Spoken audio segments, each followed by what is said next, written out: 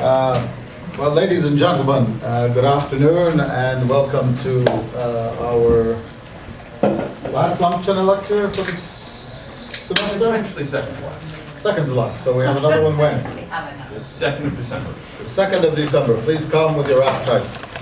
I am delighted to introduce my friend and colleague to this talk. We shouldn't call Dr. Eiyad doctor because he is actually, as the Germans would say, doctor. Maybe Dr. Square. Dr. Eiyad is a medical doctor, first, from the University of Mosul in Iraq, but also received his PhD from Indiana University under the supervision of Professor John Warbridge in Islamic philosophy.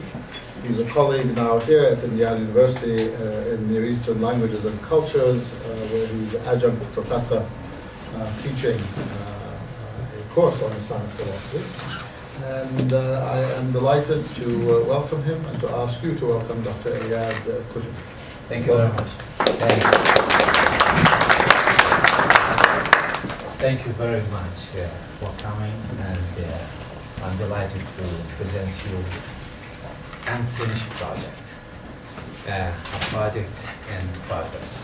So what I'm presenting today is the outline that I'm still working on. There's no final conclusion, as you will notice. The topic is about Sadra's philosophical Hermeneutics. Sadra is a Persian philosopher in the 17th century. He is the only one, as I found out, that he presents something about how we should understand the Qur'an, Hermeneutic approach. Why he is different from others, this is what we are discovering together. Two remarks. The one I said, this is unfinished project. The other things, I would mention some European philosophers, contemporary European philosopher. It doesn't mean I know them very well. I borrowed some concept from them to link Mullah Sadra to the contemporary thought. And we will see how far I'm right and that concern. The two philosophers, the European philosopher I'm presenting here, their concept are Paul Ricoeur, a French philosopher, he died in 2005, and Martin Heidegger, he died in 1976. Why I chose those two guys?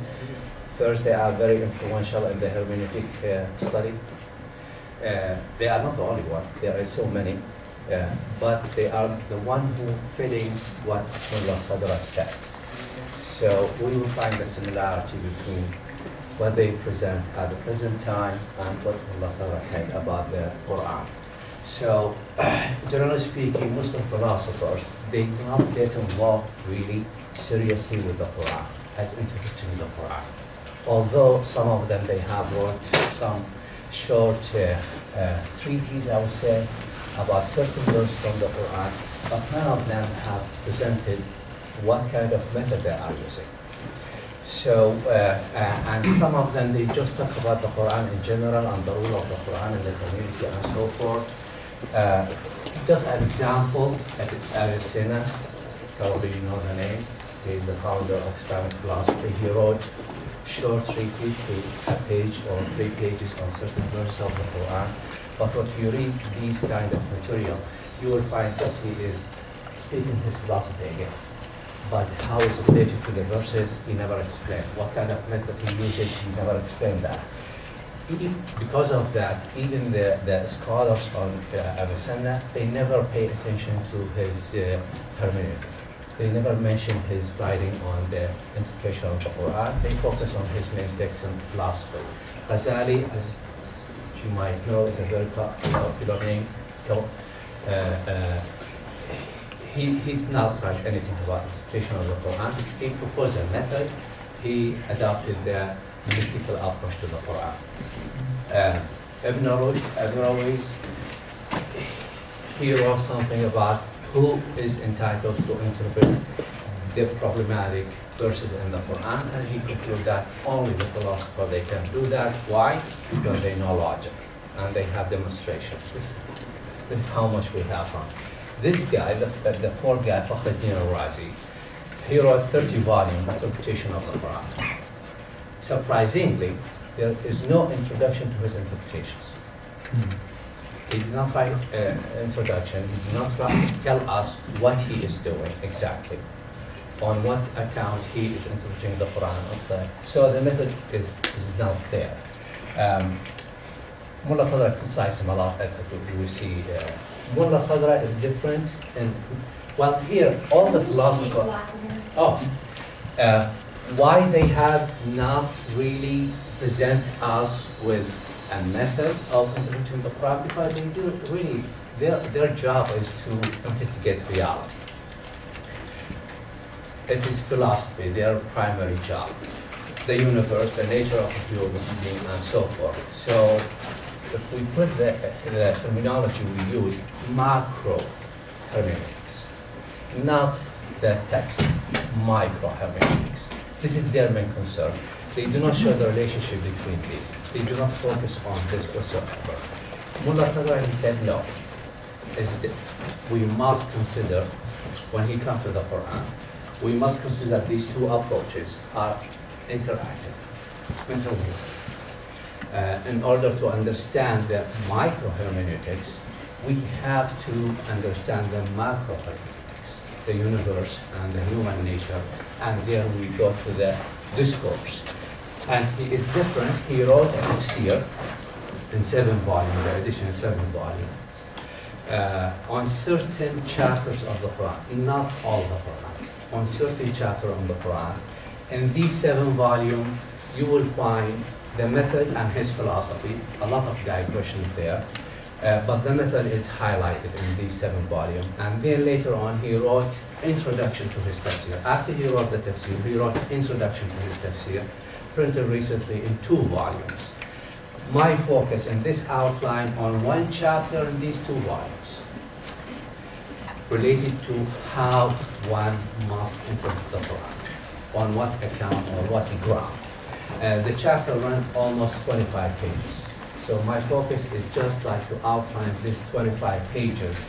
And then in the future, I hope I will get more material from his own tafsir and from other material from his other writing.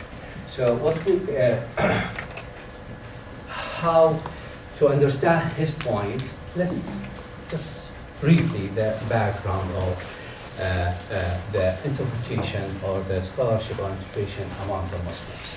I borrowed this from Paul Ricoeur, why we need to interpret a text, any text.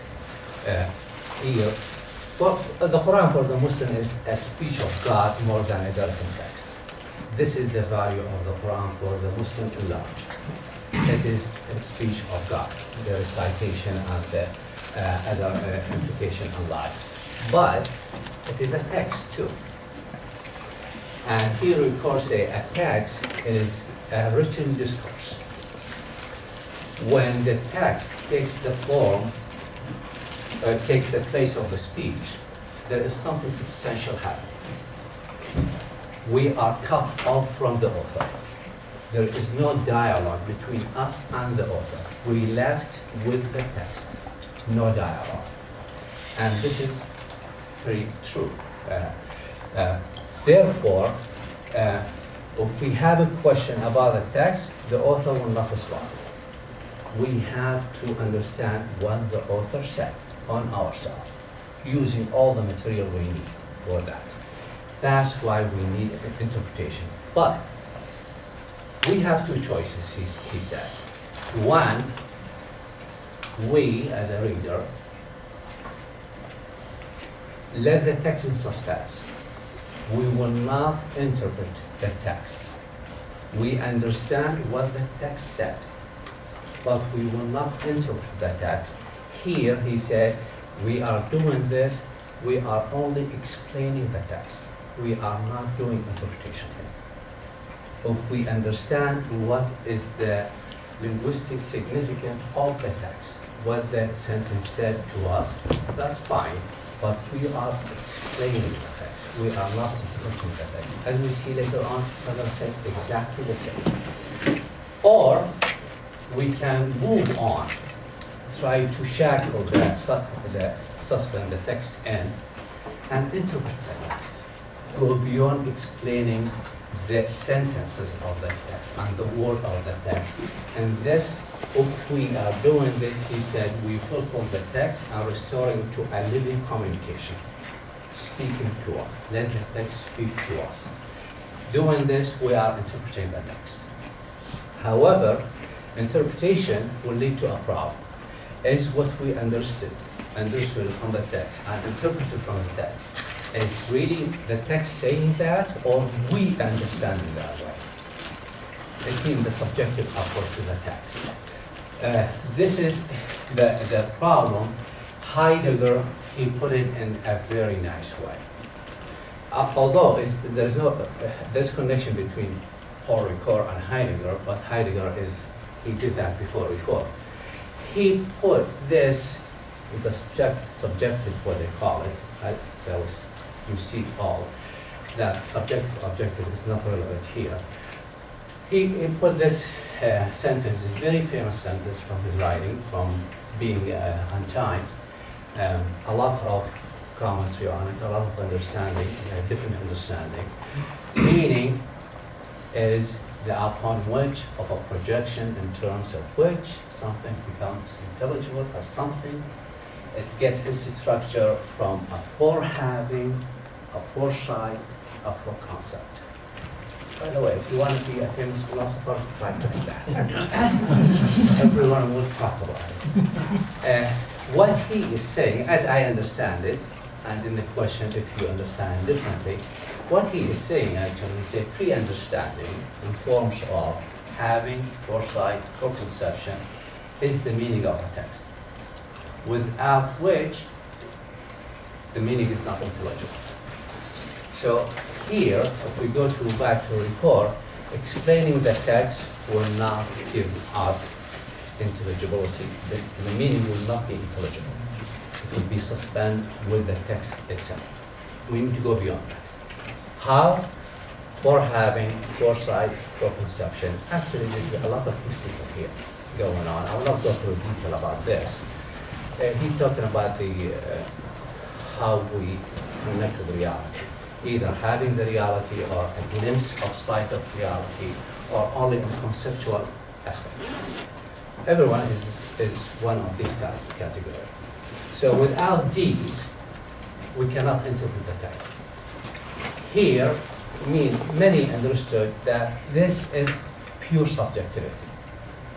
Unless I have my own understanding before I understand the text, I cannot understand the text. Therefore, what I have is the primary. The text, what is saying, is secondary. It is not. And the other, for the Hermeneutical circles, we cannot understand the part until you understand the whole, the theme of the text. And you cannot understand the whole until you understand the parts. So it is like you have to have a holistic approach to the text to understand the message of the text. But he is not speaking about subjectivity, and he qualified in his data writing in this very good paragraph exactly what he is meaning. In the circle, the Hermeneutical circle, he said, is hidden possible possibility of the most primordial kind of knowing. To be sure, we are genuinely take hold of this possibility only when, in our interpretation, we have understood that our first and constant task is never to allow our interest, foresight, and apprehension or preconception to be presented to us by fantasies and popular conception, but rather to make them secured by working out these force structure in terms of things in themselves. Here, Kant philosophy and other philosophy is blooming. Without going into detail about this, we will see how this, what Mullah Sadra exactly has Anyhow, with this in mind, for Ricor and the Hermeneutical circle, we will see the Muslims have said this in different way. So it's not something new. The Muslim recognize there is a problem with the text when you are dealing with a text. And this quotation from As-Suyuti al-Itqan fi Ulum al-Quran is like the standard textbook about the Quran. And there is a chapter, who is entitled to make interpretation for the Quran. A scholar, he said, the science of interpretation is very difficult. Why? Because it's interpretation of a speech of one who cannot be directly reached to know his intention. And his view of God, you cannot communicate with God to ask him, what do you mean by that? Therefore, it's very difficult. Therefore, the intention of the author, which is God in that sense, cannot be known for certain. So we remove that, we know this for sure, for certain, unless we are able to hear from him directly, or from the one who heard it from him, which is, according to his belief, is Muhammad. But he said Muhammad did not interpret the text anyway. And he left it to his community for contemplation. Therefore, interpreting the Quran must be according to evidences and signs. What these evidences and signs lead to us, the wisdom here, this is why Muhammad did not interpret the Quran, to let his community think about the Quran and read it as they can, or interpret it as they could, and so forth. So here, other explanation why we need interpretation. Again, this is directly related to pre-core approach to hermeneutic, although I did not present it, the language. Why? Some problem with the text, there is the author style. He used condensed sentences for bigger meanings, or many meanings. Therefore, we need to know the language. The author ignores certain elements that, this is from As-Suyuti again, certain element for understanding the intention, the author intention. However, like these elements, he said, either are clear in other signs, or we have to search it outside the Quran to understand the historical, what he means here is the historical background of the certain verses. And then he said the nature of the language the author used. For example, he using of a word that has many meanings and many significations. Which one exactly he means? Which one he is intended to use that particular meaning, although the word has so many meanings. So we left with many possibilities. What they said here is exactly what Ricoeur said in his work, other works. The problem of subjectivity addresses too. That we have a problem of interpreting the Quran, although we use the tool of language, the history, but be aware, what for them, keep in mind, is a book of God. And you really have to be careful to say, this is the meaning of God, unless you have a firm ground. So the problem of what the reader or the interpreter is displaying his own idea, or what exactly the author meant. The problem is still there, and they have this personal opinion. And this is supposed to be a hadith. Muhammad says so. Whoever interprets the Quran according to his personal opinion shall take his place on fire. And this, whether it is a hadith or not, doesn't concern us, but played a major role, a negative role, in shaping the approach of the Muslim interpreter to the Quran. They scared that if you get the wrong meaning, you're going to go to fire.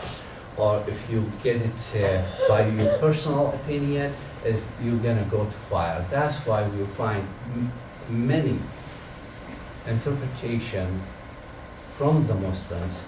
They just only bring possibility of the meaning of the text, and they end their discussion without interpretation, explaining the text and say, Wallahu a'lam. God knows better. So every author approached the Quran, he distanced himself from the text. He is like scared because of this. Many scholars, they find out this is ideological approach to the Quran. But anyhow, so what we, in order to be objective, not personal opinion, they say we need a principle. What is the principle we follow to have the right meaning of the Quran or relevant knowledge? These meant to have the objective knowledge of the Quran. What are that? They are emerged at like 200-300 years of work, not like immediately they have this relevant knowledge or how many signs one should study to be able to interpret the Quran. Typical, again, this is in the textbook of Al-Itqan, 15 signs anyone who would like to interpret the Quran must study. Well, don't be alarmed by that number. They are very simple. 8 of them related to language.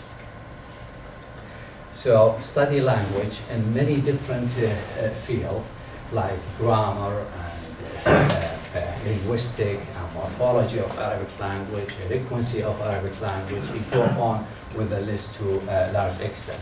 And recitation of the Quran, you need to know dogmatic theology, and this is the circular things. You need to know this is to secure the text, to secure certain kind of interpretation, and of course, usul al-fiqh, the principle of law. And here emphasize that hadith, narration from Muhammad and his companion, to be studied. All these signs, anyone who masters them, surely he is objective. Well, let's see what the purpose is pretty clear. I mean, all the scholarship has been done on this is ideological. It's more than it is really, I want to know the meaning of the text, exactly, or exact meaning of the text. It's ideological.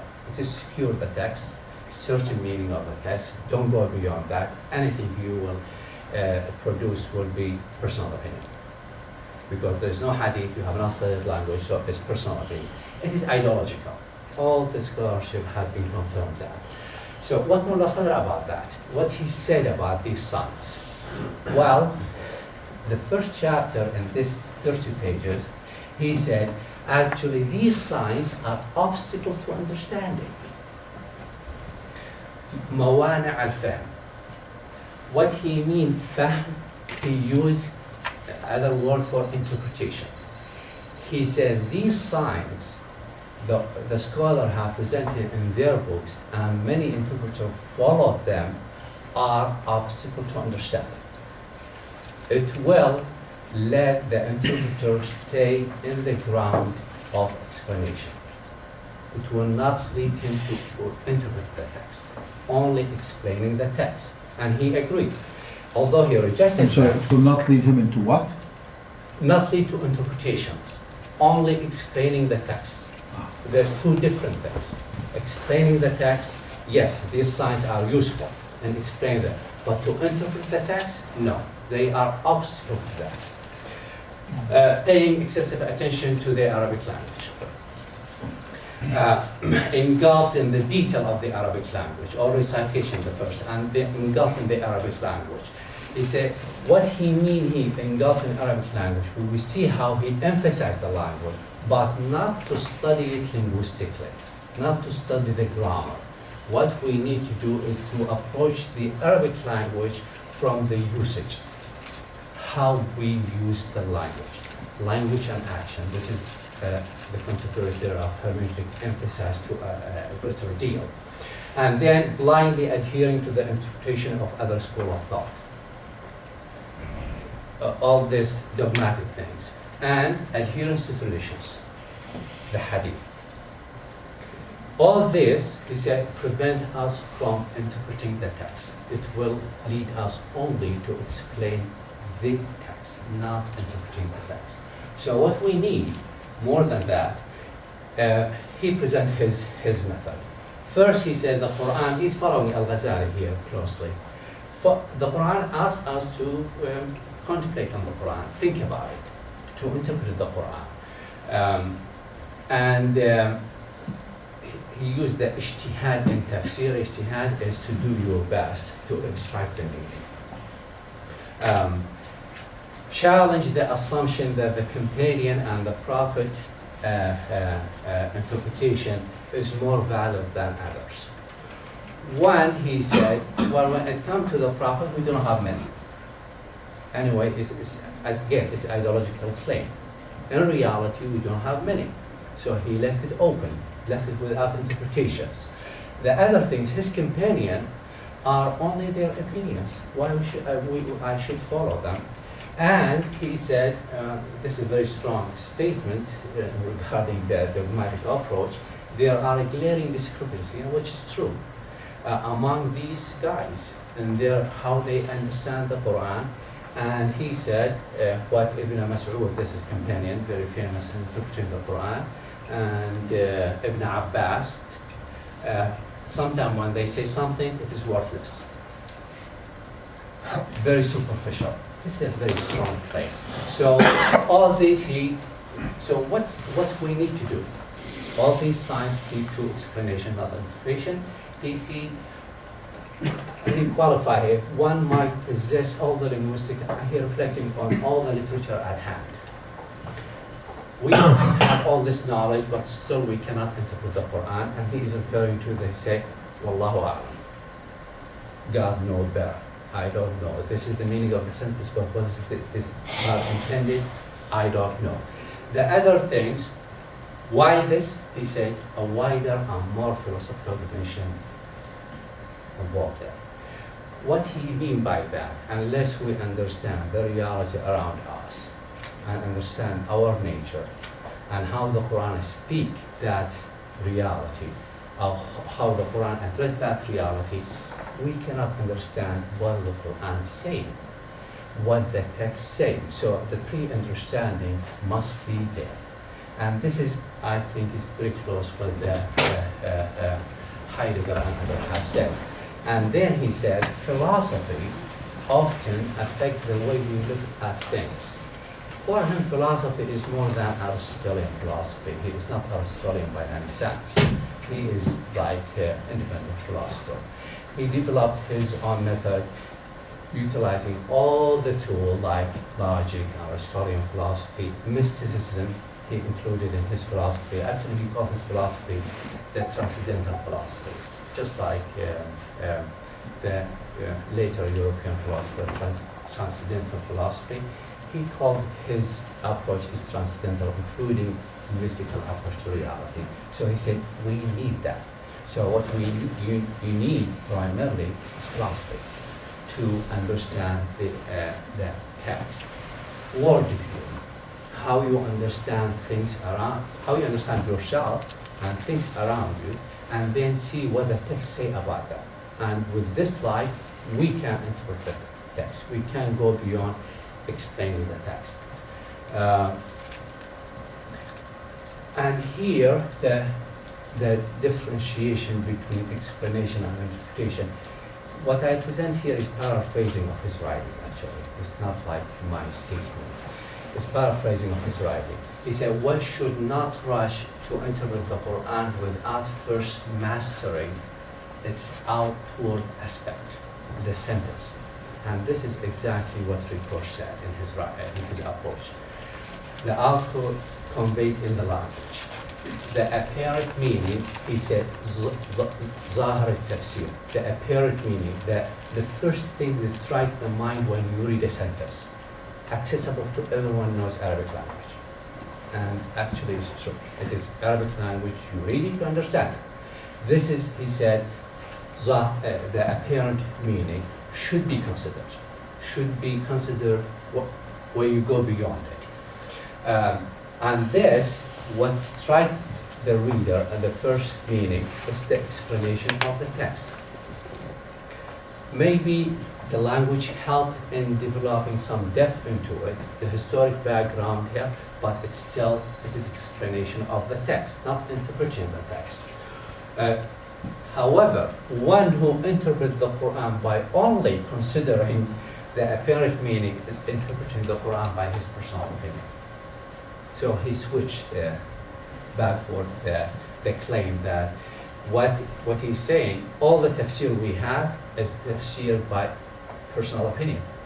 not interpretation, it's explanation. Interpretation, extraction, istinbat, of what lies beyond that which is heard or read. This is exactly what Ricoeur said. We need to go beyond the text. And everyone is entitled to do so according to his knowledge and understanding.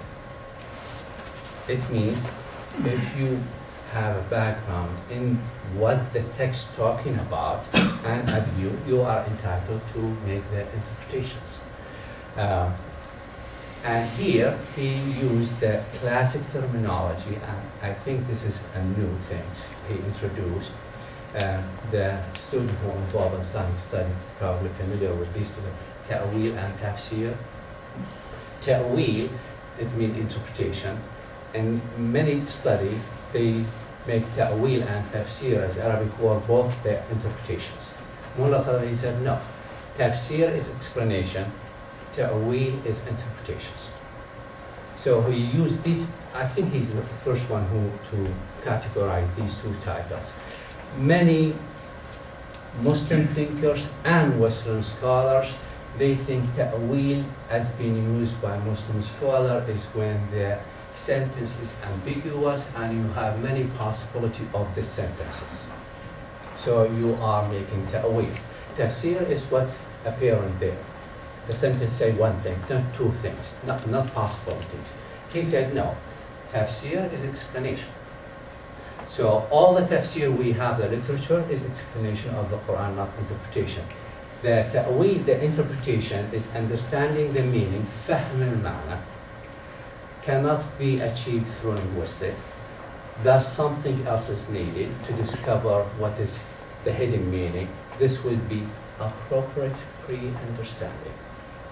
What he mean by appropriate pre-understanding? Again, it's very linked to Heidegger, what he said, that pre-having, pre-sight, preconception, but a proper one, not fancies, not anything come to the mind. Oh, the text is saying that. He said appropriate one based on reason, logic, and so forth, which is the philosophy as he understands it. Appropriation and interpretation. Appropriation in the Islamic, classic Islamic literature, they said, is the subjective understanding of the text. You appropriate the text according to your pre-understanding. And this is subjective, cannot be done. What the appropriation here, Mullah Sadra said, he said, realization of the semantic possibility in the word itself. So the interpretation, many interpretations still can be valid at the same time. And the other, to follow the path of thought opened up by the text. Elaborate on the text. Elaboration on the text. The text will open other dimension for thinking. Therefore, he said, interpretation of the hermeneutic and philosophy are they act with each other.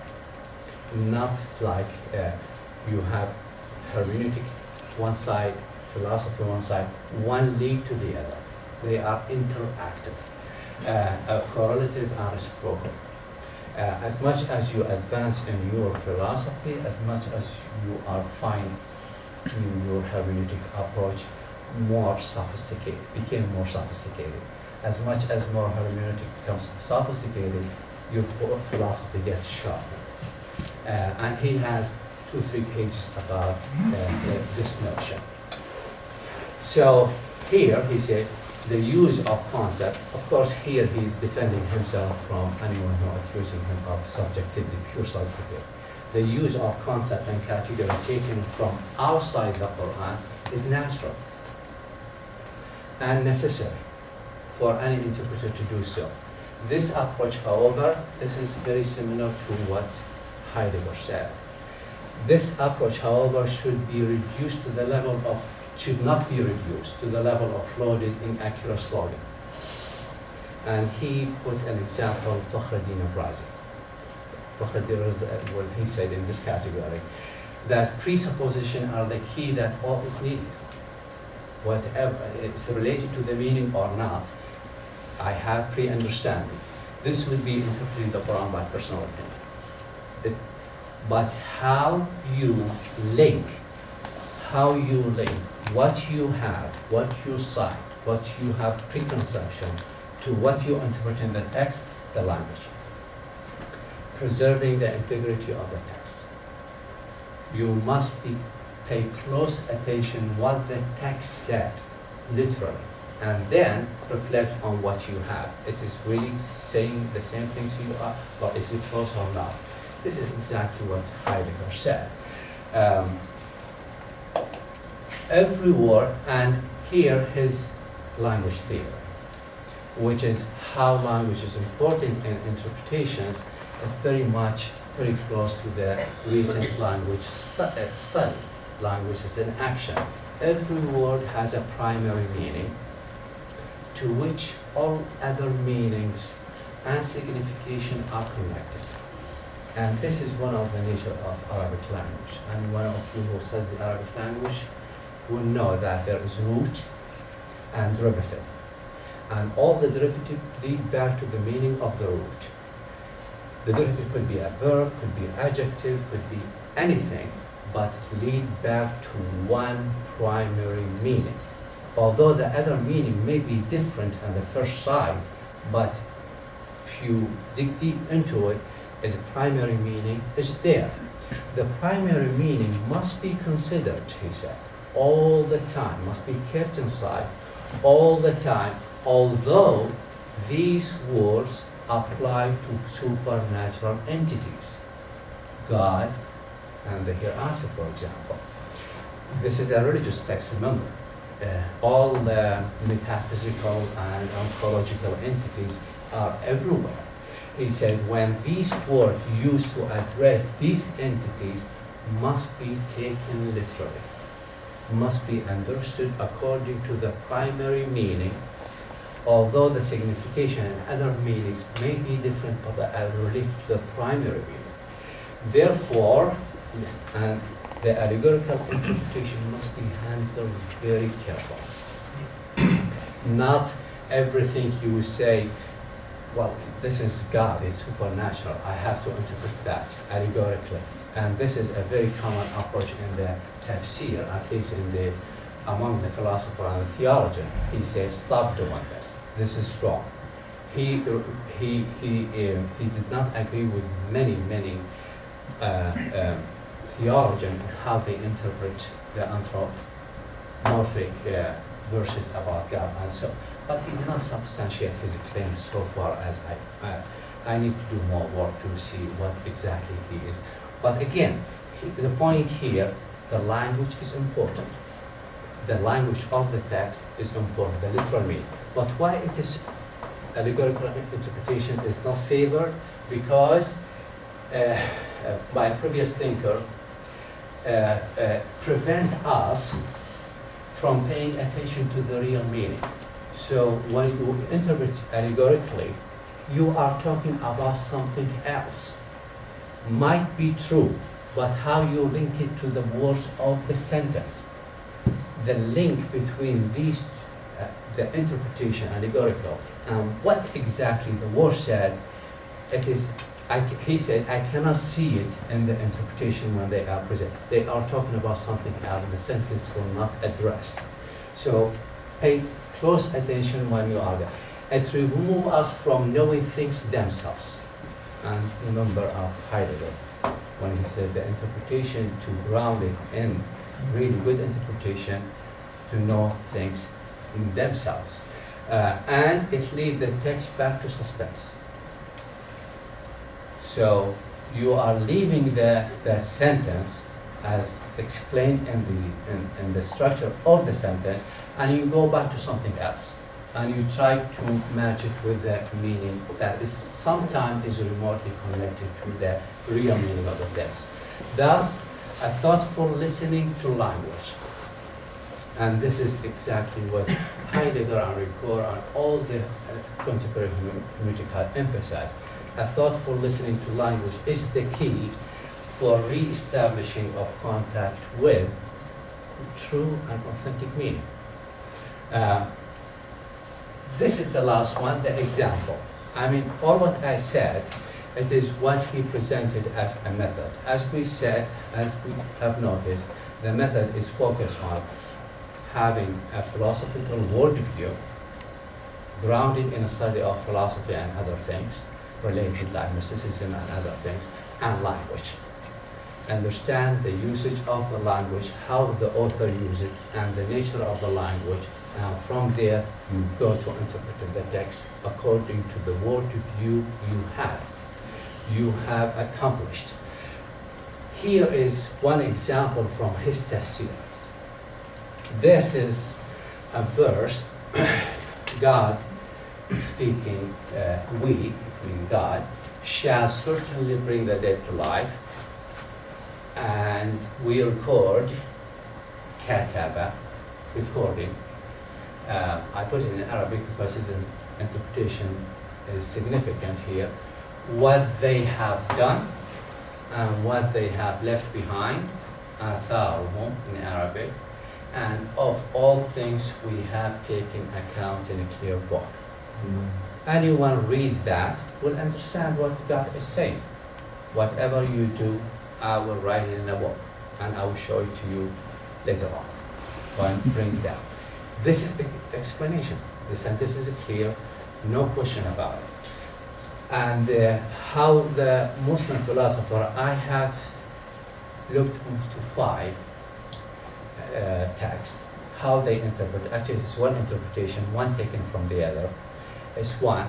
It means, well, God will record, write everything we have done and everything we left behind in a book, that this book contains everything. It means what we have done and what we left behind. For example, someone built a mosque and people were praying in the mosque, and he is dead, but this is left behind in his good deeds. Very clear interpretation, explanation. But Mullah Sadra said, wait a minute, this doesn't write the question how this is going to be done. Is God has a book really writing everything? Has a pen? Where is this book? How can I see it? I'm dead. When I write all these questions, it's lead to interpretations. Explanation will not really, it may be useful for the community, for the devotee religious person, but to understand what exactly means, he said, let's go to the verb, kataba. In Arabic, it means to write, to engrave something. So he said, this is the primary meaning, to make things fixed. As we, in the beginning of the class, of the lecture, the text is a discourse, fixed in writing. So any action of making things fixed is writing. Not necessarily with a pen, not necessarily on a paper. In the Arabic thing, he said, everything be making fixed, it means be written. And atharahum, he said, is not what left behind, it is a mark. Which literally means in Arabic a mark. So the footsteps, the markers, is a mark left stamped on the by writing. So everything we do, it become and refer to the human actions written or being fixed in the as a consequences become permanent in the human nature. So that's the meaning of this is every action the person do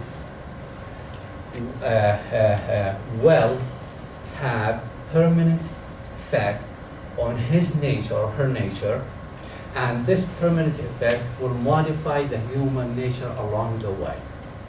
And that's why in the hereafter everyone will come up with a very unique nature, different from other persons. Like a unique. The point here, I'm not arguing for his point or how it is good or not.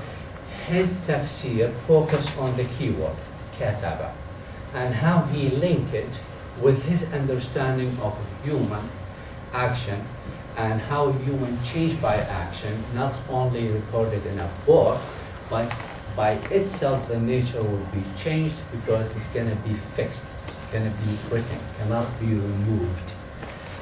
There is more interpretation for this. He wrote like 15 pages on this. This is just an example of how he approached the tafsir through the language and linking to his own understanding of the nature of human being. Well, a lot to be done. What I need to do in the future to go back to his 7th volume and see how far he stick with this approach. So far, I say he is very clear when I glance through his 7 volumes. First, he will start by his interpretation. He said, they said, the meaning of the verse. They said, and he narrated from all other classic textbook, and he said, this is the explanation. And then he goes on, sometimes to hundreds of pages, to say, this is not enough. So he stick with the explanation, interpretation approach. The one I need to emphasize clearly the allegorical interpretation and how far he stick with that. Thank you very much.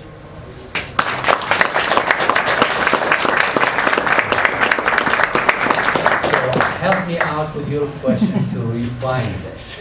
I should say, and meant to say in the introduction, that one of the points of this series, which is student-driven, by the way, neither I nor Professor Balam organizes, the students drive these lunch and lecture series. But one of the points is to allow both scholars, senior or junior scholars, and students to come in and present work or whatever they've done or what they're working on. And it's not intended, in fact, to be sort of a finished, academic presentation. This is precisely, when it comes to having scholars make presentations, this is precisely the very point of this. So I should have said that in the beginning and failed to do so. And with that, whatever questions there may be. Yeah, please. Well, I have one, I think, if I can remember it. Yeah. I want you to talk to me a little bit, because I thought you were zigging and then you zagged. You told me in the beginning that Mullah Sadra sort of rejected the approach of focusing on only the language per se and on the grammar and the syntax and so on. But then at the end it seems he can't quite divorce himself from the grammar and the syntax and so what is the balance? No, actually no. Or did I misunderstand you? Yeah, there's two differences of approaching the language. You study the language, grammar, syntax, and so forth, and linguistic, but the grammar in usage is very different. How it's being used. The usage here is not related to the grammar structure of the sentence. It's related to the word and its meaning, and how it's being used by the author. The meaning and significations, as he put it. This is his focus. It means his main concern in dictionaries, to know the vocabulary and how it's being used. The syntax, the linguistic, the grammar is not relevant.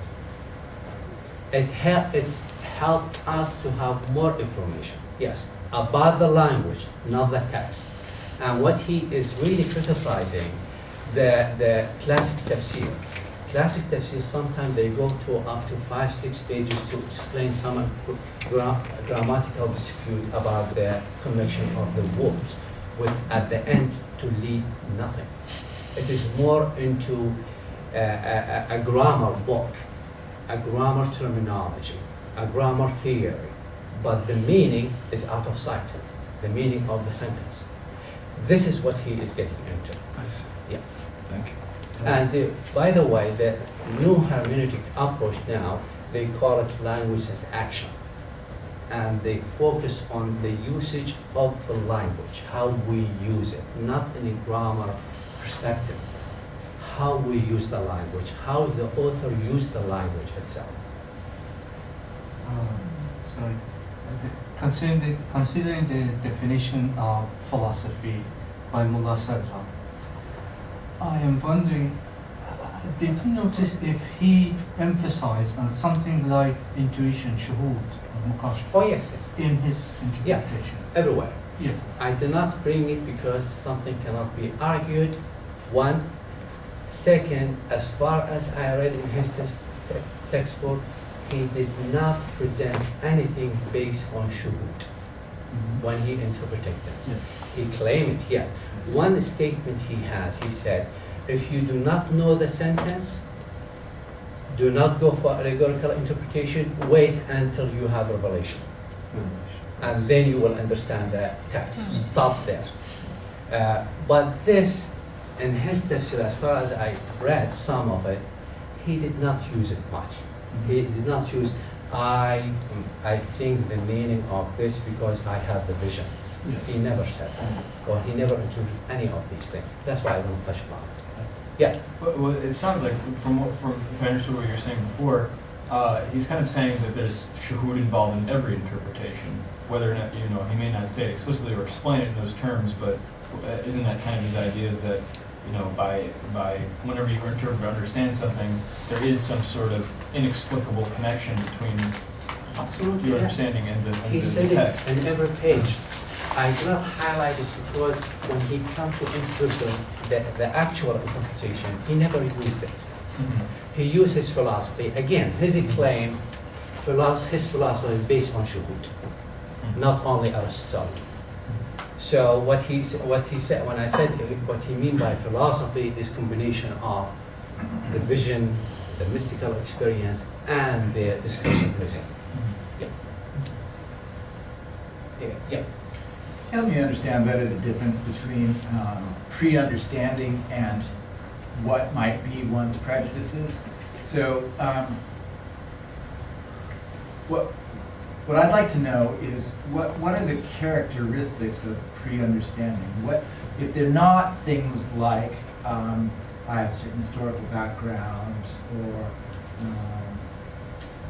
or I'm prejudiced one way or another toward an interpretation, understanding of this text in a certain way. What are the characteristics of the pre-understanding as distinct from the characteristics of me as a subjective view? There is a very fine line between these two. Yeah. However, what he said is the authentic one, the true meaning, the true pre-understanding would be subject to the judgment of its relationship to the language, to the text. The connection is the language. And for contemporary hermeneutics, we have two approaches. One, Gadamer, he says subjectivity, prejudice is necessary things. And no one can avoid it. And everything we are doing is prejudice. But prejudice is necessary, and this is how we live. Ricoeur, he said no. They are contemporary, by the way, and they have interaction. He said no. The only things we can differentiate between authentic interpretation, by what they mean by contemporary hermeneutic, authentic, it doesn't mean true interpretation. It doesn't mean that. Authentic, how far you are really reading the text and have the integrity of the text state, not posing your prejudice on it. So the line that differentiates, according to Sadra and Ricoeur, is the language of the text. How close are you to the meaning? How close your opinion to the meaning displayed in the text? Otherwise, it's going to be subjective. There's going to be prejudice. Again, it's a very fine line. Honestly, I find some of Mullah Sadra, what he's saying is prejudice. And his tafsir, that he did not closely stick to this, although it is a very good method he presents, but sometimes slipped away into prejudice. Like, I cannot see the connection, what he is saying, to the sentence. So, I will answer you by Ricoeur. Ricoeur, he said, watch the language of the text. Am I turn now? Yeah, please. Okay. Well, I was wondering a couple of things. Make it really short. I don't have any of those 15 prerequisites and all, so I can't really say very much. But I was wondering for that last verse in Surah 36, when it talks about, at the end of that, they always do this, and I don't know, because I don't have any of those 15 like I said, but it says, وَكُلُّ شَيْءٍ أَحْصَيْنَاهُ فِي إِمَامٍ مُبِينٍ. Yeah. It doesn't say anything about kitab or anything, and considering that he is a 12er Shia, and the role that the 12 Imams would play in understanding everything, I was just wondering for what he would say about that. He said nothing. Considering that, well, because I remember something else I had heard, because taking meaning, I think he explained, this is in one of Muhammad Rustam's books, where he talks about because you have this world, and then you have the barzakh, and you go all the way up to the highest, whatever you want to call it. And he said taking meaning is like catching birds in a net or something like that. I don't know if that's... Yeah. And so But what when I'm it comes wondering... to the Imam, he followed the classic interpretation, the Imam being above. Okay. Yeah. So no... Okay. Yeah, it is like why it is Imam, because it's head of the person, or in front of the person, a standard scale to match the deed, to see the deed. And that's what they call it. He went on. He's a Shia, but he never used hadith in his interpretations. The hadith, although he acknowledges it as vital resources for other things, but interpreting the Qur'an, he never used it because there is none. So he did not really use this kind of theological approach to interpretations. Yes. Well, in that case, since he wrote a commentary on Usul al-Kafi, Yes. classic theological collection of theological hadith, does he apply the same methods there? Or? I believe so. His philosophy is everywhere there. His pre-understanding of the hadith is everywhere there. And actually, his interpretation of the hadith, nothing but presenting his philosophy. Sometimes he is sincere to the text and closely the wording of the text, and sometimes he goes off. The good things, when he goes off, he put it under separate chapter. He will not include everything when he digression, speaking about philosophy proper, he put it under a separate chapter, and he tells the reader, here might enlighten the idea I have presented in the tafsir or in the hadith. He makes it separate. And this is his good things he's done. Fakhruddin Razi and other philosophers, they never done this. So he separated what is the interpretation, what is my own philosophy. Yeah.